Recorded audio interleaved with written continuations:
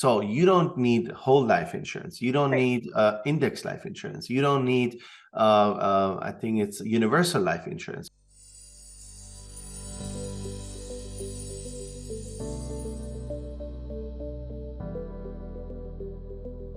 So now that we've talked about things to do as you're graduating, can we Right. go over a few things not to do as a new associate dentist or as a new graduate? Exactly. So one of the biggest ones, bad credit, Mm, no liquidity. So as I just mentioned, we need $50,000 liquidity as soon as possible. A lot of dentists, they just buy their dental practices too late. If you don't buy your dental practice within the first, I would say 5 years, 7 years, then the probability that you buy your dental practice is going to be very, very low. And the only way to deal with student loans and to accumulate wealth and build a legacy is owning a dental practice. So do not buy your office too late. Do not have an expensive home at the beginning. Do not have an expensive car. Be on top of the student loans and do not do a settlement with the student loans. There are a lot of people that may tell you that some settlements are available. Based on what I know, they're not for dentists. And if you settle your student loans, and there are some ways to do that based on what I hear, your credit is not going to grow over 500 anymore, and you won't be able to ever own or get a dental loan. So that's very important. Also, when you buy if you build a dental practice, we would not recommend you to build a very expensive office. So that's very important. Down the road, and so everything moves in sequences. So initially, we are just concerned about accumulating cash. In my opinion, you should buy an office as soon as possible, accumulate more cash, and then think about buying a home. After that, accumulate more cash, and then we're going to take care of, reschedule, replanning, refinancing your debt. Financial planning is very, very important. Estate planning at some point is very important. Some initial tax planning is very important. But do not be too much worried about taxes. Do not be too much worried about, all of this extra tax deductions. And the reason for that is what you need to make sure at the beginning when you have a bigger goal is to make sure that your tax returns show you as someone who's able to make money, who's able to have a good net, and who's able to cash flow as well. right. Cash flow very well. Also, something that deals with my part, filing taxes on time, having good accounting, being on top of the money, and just knowing the basics about money and your careers. Good. That's all really good information. As far as dealing with the debt, so one thing that we had to think about and really reach out to the appropriate resources for was, okay, we graduated with about, I would say, $480,000 of dental school debt. With that interest, within 3 years, it jumped up to about 540.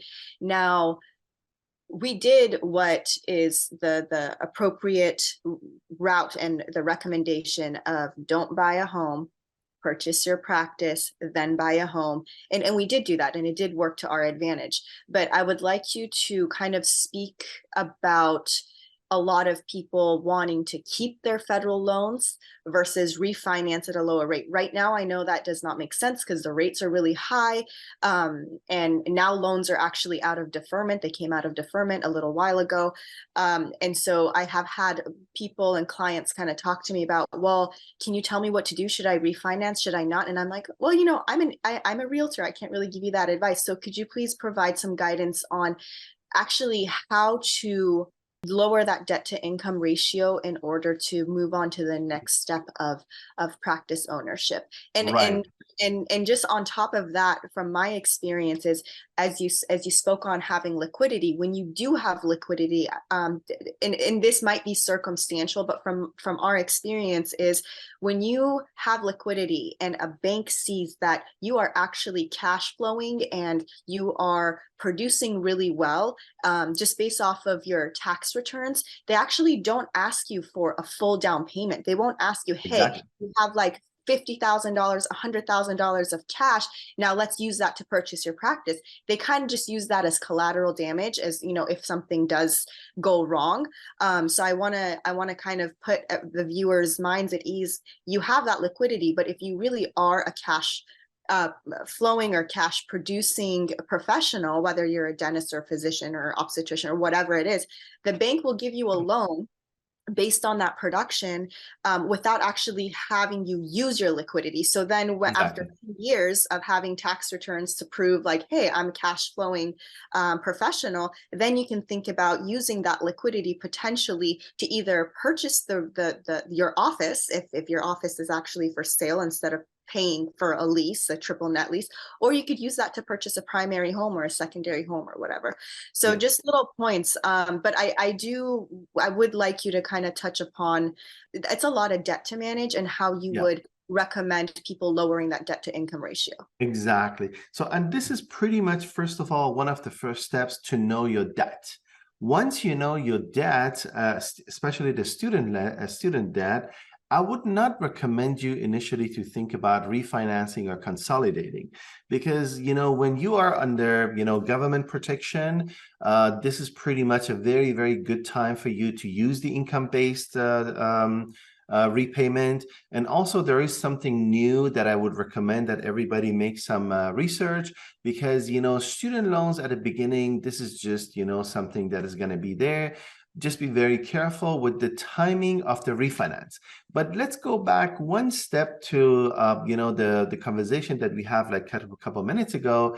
Yes, in order for you to buy a home, you need to have some down payment. But what is more important is the cash flow. And that's pretty much how you deal with the formula.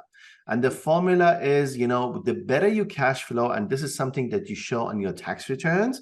That's why lower expenses are very important at the beginning. That's why good tax returns are very important.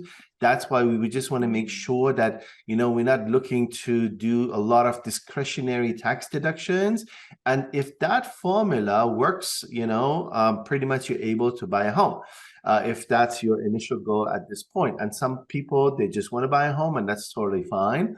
So it's very important to, again, know how to produce, know how to prepare the taxes well. And pretty much once the taxes are well prepared, your down payment is going to be way lower.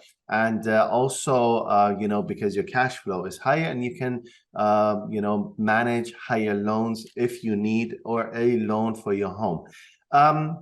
In the past 3 years, the majority or a lot of my clients, they reduced their student loans. And the reason for that was I told everyone, now we have the possibility, we have the opportunity. It's a one-time opportunity. I've never seen it in the past, that no interest is accruing.